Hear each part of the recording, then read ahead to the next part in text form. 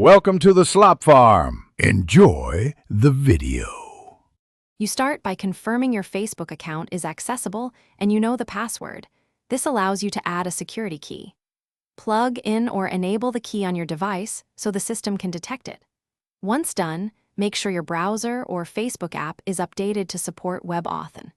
You're preparing the essentials, so the next steps register the key cleanly. This reduces errors and prevents lockouts when Facebook prompts for the new second factor. You navigate to Settings, Security, and Login, then tap Use Two-Factor Authentication because that's where keys are managed. Choose Security Key as the authentication method. Facebook will prompt you to register a new key. Follow the specific prompt, insert USB, tap the key, or pair via Bluetooth/NFC. This verifies ownership. Make sure to name the key clearly so you recognize it later. This step writes a credential to Facebook, so you finish by testing the key.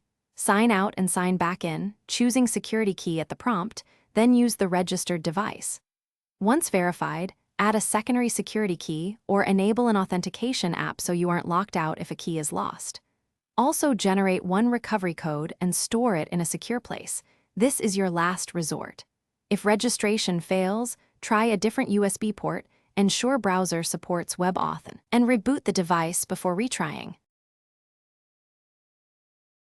Thanks for watching. Consider subscribing if we helped you today.